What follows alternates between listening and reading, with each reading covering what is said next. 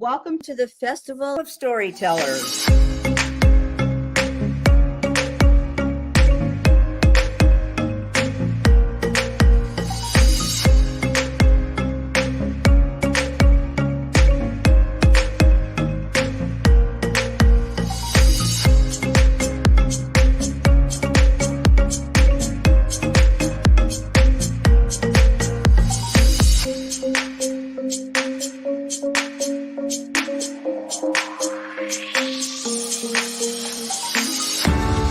I can't tell you how excited I am to be on right now.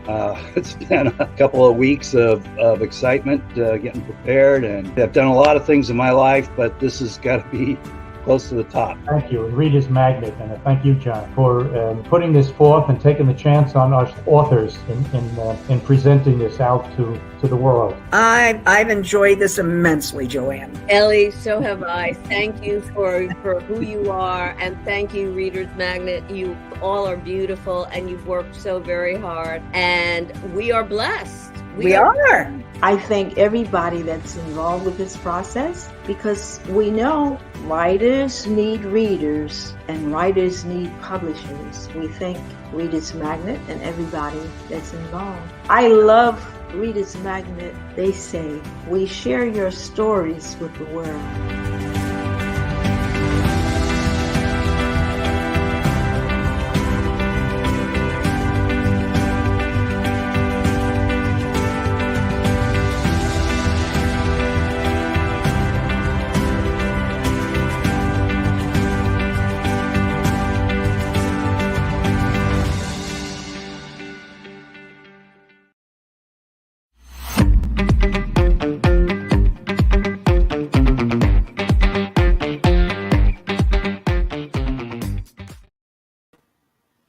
Hello, everybody. I'm Luckisha Townsend, and I'm on the Storytellers with Reader's Magnet, and we're going to be talking about my new book, Your Wealth Lives Within.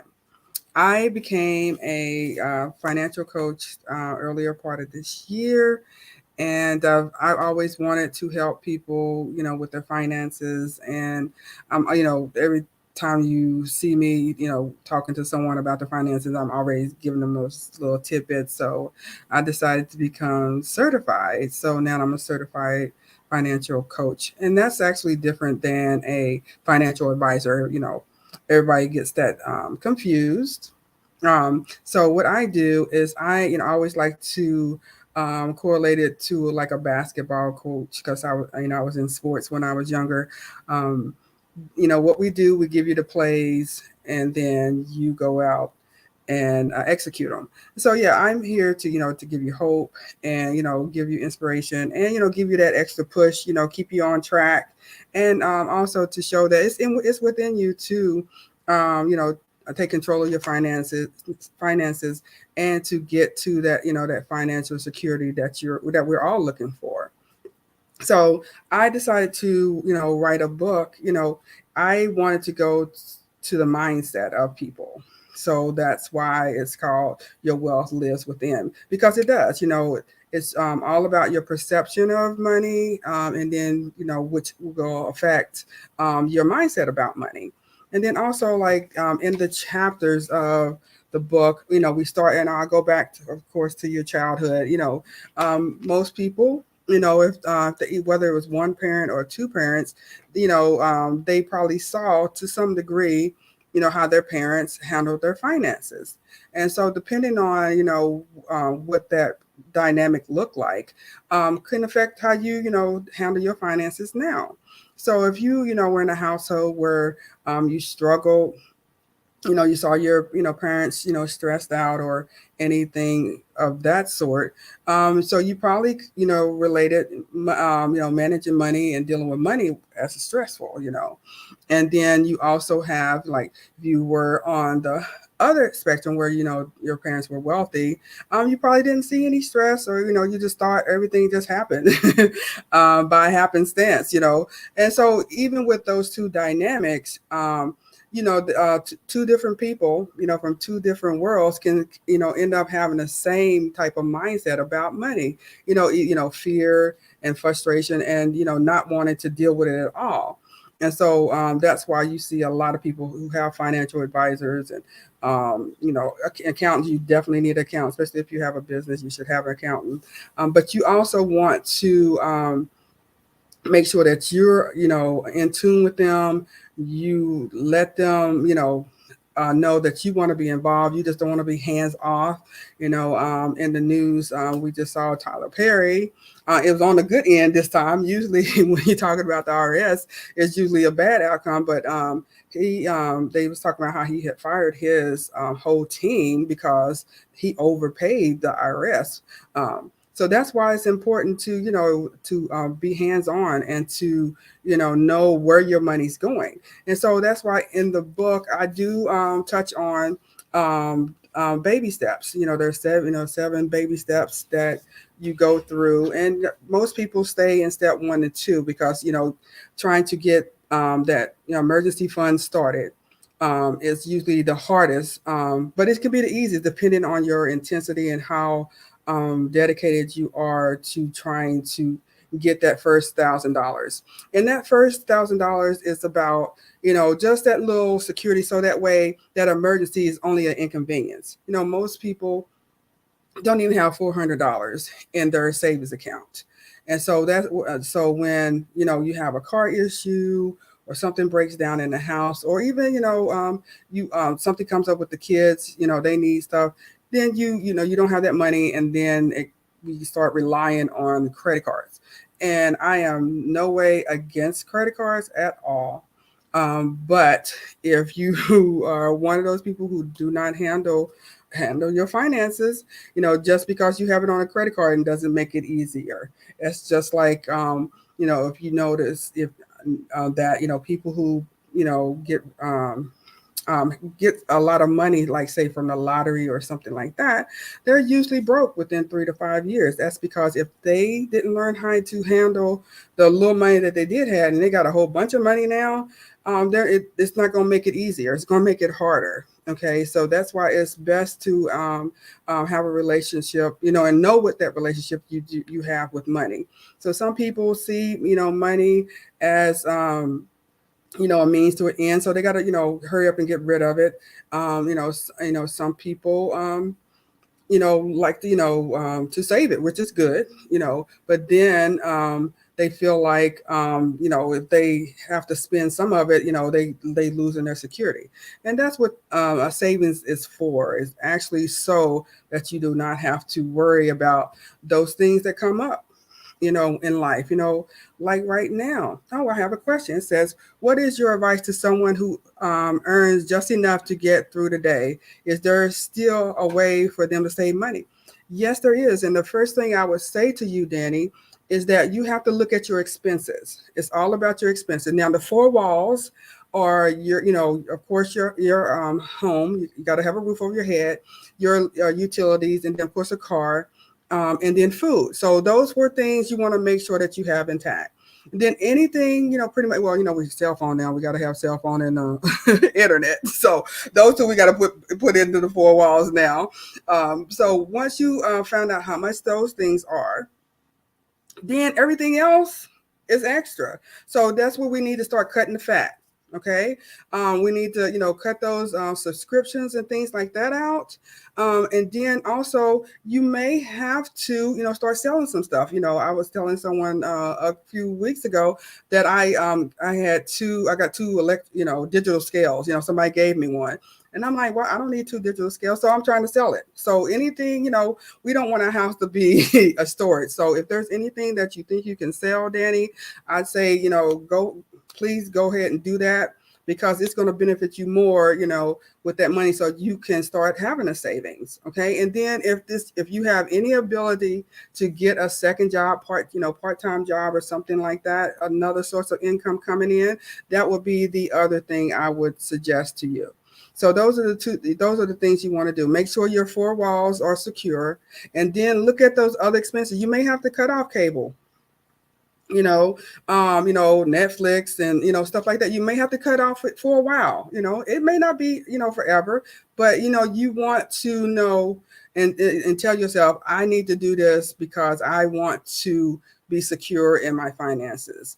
I want to know that, down the road, when something happens, I can take care of myself, and I don't have to start, taking out loans and stuff like that, which, of course you're borrowing their money. So, they're going to get some interest off their money. So paying extra, and more than what you actually borrowed. So yes, that's what I would say to you. And, good luck, Danny. Of course, I'm a financial coach. So you can hit me up with my email, which is TTP at ttpcoachingservices.com. Okay, Michael says, how do you relieve financial stress? Yes. I mean, that's the big one, Michael. Stress, with finances, it ruins marriages. It causes, sickness and everything. The best way to relieve financial stress is to sit down, like the Bible said, write the vision, make it plain, so that those who read it can run with it. So what you want to do is you got to write down, you got to face it. You got to face, what you got going out and what you got coming in. And, once a lot of people think the unknown, if you don't know what you say. But I think, I believe that when you know what's going on, then that's how you know how to fight it. You know what strategies now you can start using to overcome those things. So that's one of the things I would say. And if you're married, y'all have to be on the same page. Y'all have to get on the same page. There could be one person who's likes to budget, and then there's the one who's the spender. So whoever's the best at money, then let them handle putting the budget together, and you come in with the ideas and suggestions, so that y'all both playing a part in getting your finances together. But you want to face it. That's how you relieve stress. I think that the first step is actually sitting down and writing it down and seeing what you're faced with, and then start to formulate a plan to get yourself out, because you can do it. You can get out of it. You're not going to be able to get out of it in a few days. No, you won't be able to get out of it in a few days, but you can get out of it. But you got to be intense. You got to be like that Zell running from that leopard. You got to, get that run and don't look back. So I hope that helped, Michael. All right. Then also, like with budgets, a lot of people, I know I was one. Oh, got another one. It says, Letty B says, with your expertise and experience, what is the greatest lesson you have learned with the finances? Great question. The biggest lesson that I learned is to start early. You want to, and this is why it's so important for us now, and to teach, to get it so we can teach our kids.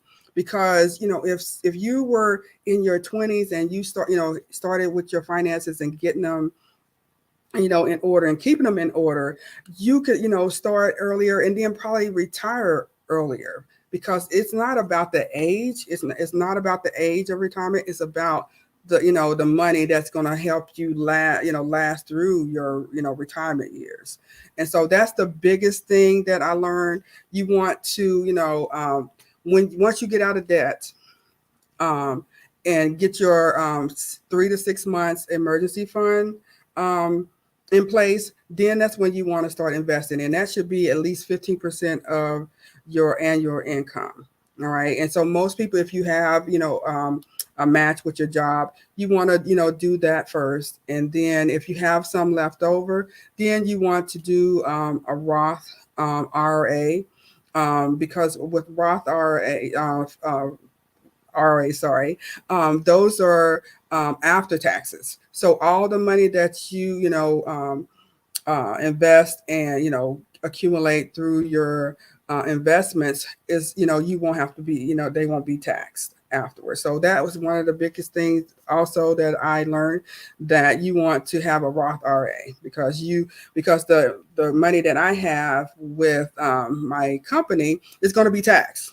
So that was one of the biggest things. Okay, Angela, in your book title, it says your wealth is within. What does that mean? What do you mean by that? What I mean is that the ability to get the wealth that you want is within you. You have to know that, and you have to realize that, what is my mindset about money? What perceptions do I have about money? And that's all that's all looking inward. How, like I said, earlier, like, how did you see your parents, you know handle money? Did you deal with peer pressure, growing up, and especially like in college? I know that's where I, got my first credit card, was in college. And, because we don't, we didn't have that mind, that understanding of what credit cards were. We just thought we could just go out and spend. We forgot, we had to pay that back. And so that's what I was meaning, knowing knowing what your mindset is, and then understanding, how money can help you be a vehicle to secure your future. And then like the subtitle says, your most powerful wealth building tool, which is your income. If you have a paycheck, or if you're have your own business, that income is your most powerful wealth building tool. A lot of people don't realize is that there are a lot of millionaires that are just made in babies, doing the baby steps. They're called baby step millionaires. So it doesn't mean that you had to, invest in all this real estate and all this kind of stuff. You can actually do it. But see, the thing is we got to learn it. We got to be willing to get that education to do it. And just because you're, like my age or older, doesn't mean that you can't do it. It's not too late. It's never too late to start. So thank you for that question. That was a great question. All right. So we got another one. Lou says, what do you say to those who can't determine between needs and want in order to manage their finances? Well, depending on the thing about it is, depending on where you are in the country, some needs or some wants might be needs, depending on where you're located. If you are in Alaska, you might need, to make sure that you have whatever it takes to keep you warm and stuff like that. So basically, what you want to realize is that if you can do without it, then it's probably a want. Okay. And then another thing I would say to you, if it comes down, if you're going to go buy something, if you take 24 hours and think about it, and then you got the money to pay for it, you ain't got to put it on a credit card, then you can go ahead and get it. But if you just want it because, that's the new, I'm a gadget girl. Yeah, I love gadgets. So I always have to say, Keisha, you don't really need this right now, So that's what you want to do. You want to say, hey, do I need this, or do I want this? Is this, going to enhance my life, in a way that where it's going to benefit me down the line, or if it's just something that's going to scratch the itch right now. So that's what I would say to that. All right, and then back to budget. Oh, I love it. These questions are coming in. Hey, Eric says, thank you for the book. I love the way you connect yourself with your readers. I love the way you use simple terms. You should write more. Oh, thank you, Eric. I appreciate that. Somebody else has said that as well. I mean, I am very simple. Like, when it comes to like the directions, don't be saying southeast, northwest. Tell me to turn right and left. And so that's why I wanted this book to be real simple. Is I think it's 36 pages long, because I wanted it to be something that somebody would be like, oh wow, yeah, I can sit down and read this because it's not that long, and especially when it's dealing with finances. A lot of people like, oh God, I'm just gonna put that down for a minute. But that's why I wrote it, and I'm thinking about it. Actually, I am thinking about it. Okay, just around. Do I believe in luck? Well, luck is in my name. And that's probably why you said that. Yes, I believe in blessings. I put it that way. Even though it says luck in my name, I believe it says bless Keisha. Because I believe that everything good comes from above. So yeah, thank you, Eric. All right, all right. So we talked about the emergency fund. Okay, and then after that, let's go to step 2, which is paying off your debt. That as long as you have debt, that is keeping you, that's holding up you're holding your future hostage. So you definitely got to get out of debt. And I think I saw another question coming up, so let me get to that. All right. I'm not going to say it because I don't want to say it wrong. I don't want to mispronounce it. But they asked, what was the turning point that made you decide to be a financial coach?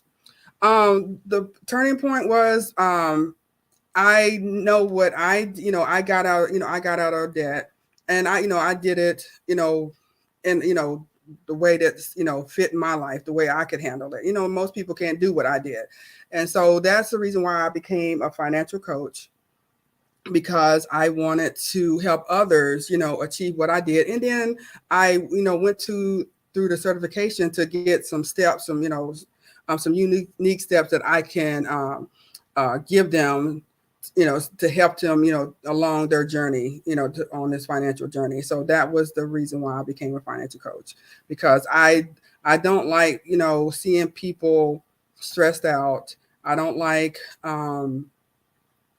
people being frustrated and feeling like you can't get out. And that's why people keep getting into debt. They like, well, I'm not going to get out of debt anyway, so I might as well go ahead and, buy what I want to buy. But I want to, show people that, you can get out of debt and then get to a point where, yeah, you can buy whatever you want to buy. But see, once you get out of debt and you learn that and you get that knowledge and wisdom and understand about finances, you're not going to go ahead and be spending like crazy. You're going to think, like, yeah, do I need this right now? And then plus, a budget, it actually helps you spend. A lot of people think it's a restriction, but it's not. It actually shows you where all your money goes. So that's why I recommend a $0 budget, meaning that your income minus your expenses should equal 0. And that doesn't mean that, okay, that means I need to spend all my money. No, that's not what that means. What that means is that where every dollar has gone.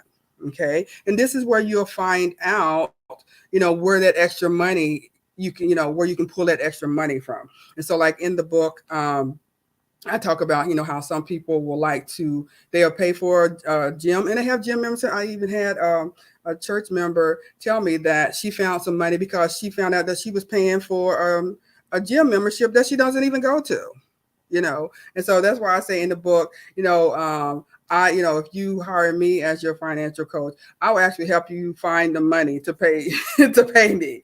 And so that's what we do. It's all about, helping people, be secure in their finances. And that's what I like to do. It's good to have somebody in your corner, because sometimes, you do, I had a client who she, I've known her for years, and she, finally told me that she was just stressed out because of, this credit card debt that she had, and she didn't know how to get out of it. And she was my first client, because when I looked at her, when I looked at what she was having coming in and going out, I said, it ain't nothing but God. That's just how you're doing this.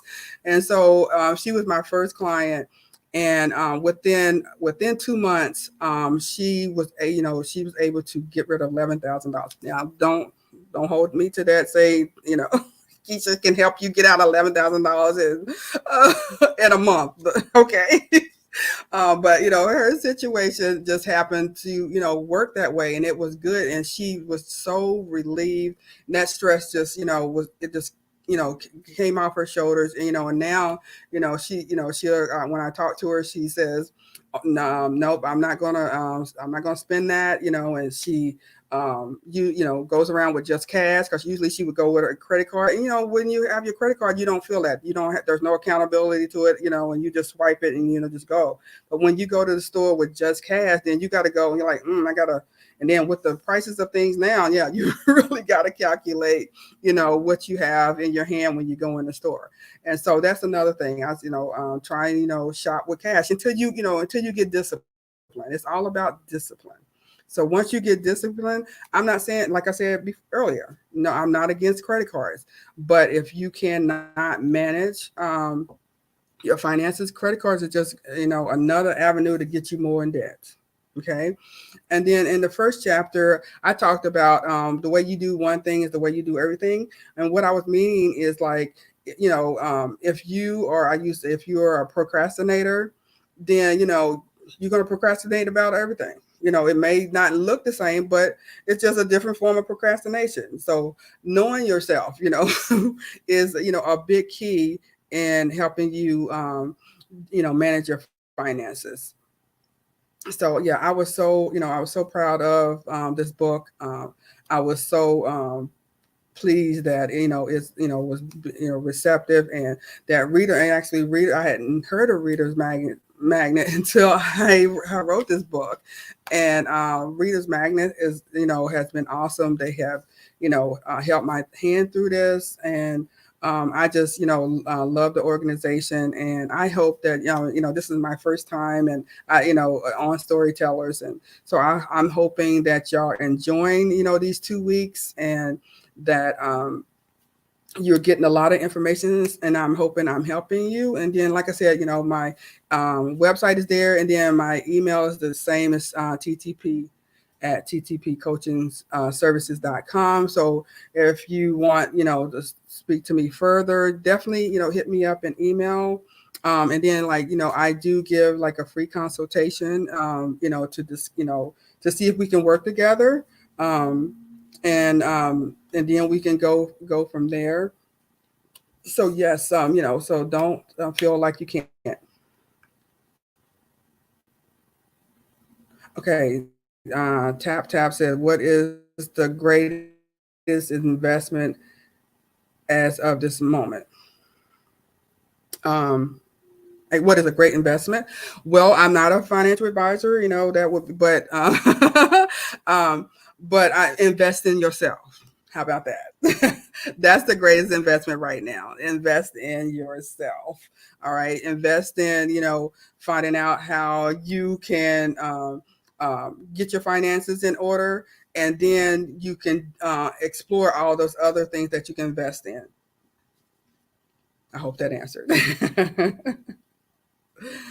Okay. Also, a random question: what makes you happy aside from being rich? Well, of course, main thing is, my relationship with the Lord, the my family, of course, and it's not about being like rich. It's about being wealthy, and wealthy, it doesn't have to necessarily deal with money. Wealth is how you can help others. That's how I feel about being wealthy, is that I can bless someone else's life. That's what we're here for, to be a blessing. And so that's what I'm hoping by writing a book, or working with people. That's what I'm doing. So that's how I feel about. All right. Well, like I said, we got another one. Which is better, investments or savings, and why? Okay. Um, I would say investments, because the savings, unless you can put it like in a money market. And I would say that once you get your 3 to 6 months, you want to put it in a money market, because that gives you a little bit more interest than a regular savings. So that's what I would do when you get to that point. Investment, of course, because you can invest in different things. You don't want to put your eggs all in one basket. But yeah, definitely, investing. Like I said, you want to diversify. So yeah, definitely investment. Yeah, you want to be invested. Then that's real estate. That's stocks, bonds. You know, all the other types of investments that you can have. But definitely, I think, because you can get more for your money. And then plus, and a lot of people, I will throw this out there, that like when you do invest in something, don't freak out about like just, they always go up and down. That's how investment does. That's how the market does. Just ride it out. Especially you thinking long term. A lot of people get scared, but remember, you're doing this for the long term. So don't go pull it out. Okay, because that's when you actually lose. Is when you actually pull your money out of the investment. All right. See, I think we got 1 more minute. All right. So my closing message is: I hope you buy the book. Is on Amazon. All right. Your wealth lives within. And I hope that you will enjoy the book. I hope you get the knowledge that is intended in the book. And I will be here a couple other days during this week live. So I'll see you then. Thank you, Readers Magnet. Thank you, storytellers. I appreciate the opportunity.